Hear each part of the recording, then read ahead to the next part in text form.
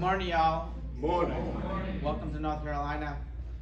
I'm Rakesh Patel. I'm a medical physician. I work at one of the state psychiatric hospitals. The state of North Carolina operates 14 facilities, or used to, now it's 13, and they operate facilities that take care of medical illnesses that are affecting the brain. What we know about those illnesses is that they're devastating, they're hard to treat, and they don't make any money for the healthcare system. And so we need state facilities like ours that take care of psychiatric patients.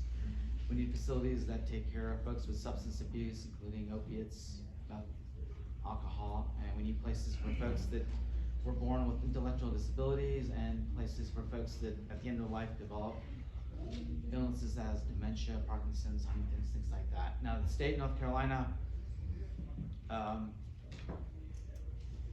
minimum wage is $7.25. The union, I believe, 7 to 8 years ago, helped accomplish a minimum wage for state workers of $15 an hour.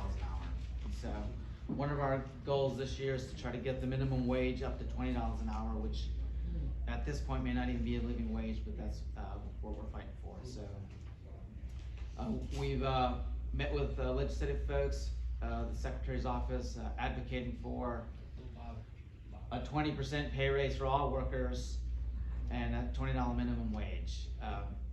Our facilities, at least the 3 state psychiatric hospitals, are only operating at about 2/3 capacity. So we have about 300 open beds in the state where we can take care of patients, but we have empty beds because we don't have the nursing staff.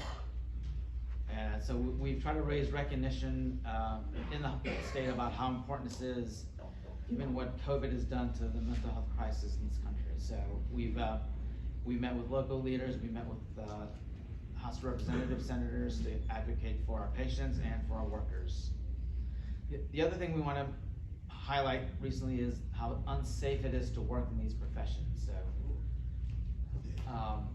mental health care workers, the frontline workers are mostly women, and mostly women of color, and it's one of the most dangerous jobs you can have. And so we've been advocating for a safe workplace.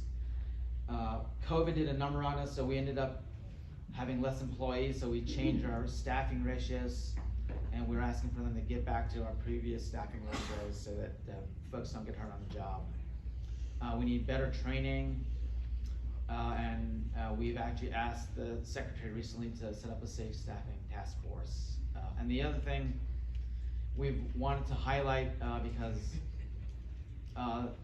the state facilities have a lot of folks that manage it that are corrupt. They've been sitting in these positions for years with no accountability, and we've basically asked the Secretary to come to these hospitals and take a look at what's going on, because workplace bullying is just rampant. Sexual harassment, the racism continues, and we want them to take a look at this and see if they can do anything about it. Thank you.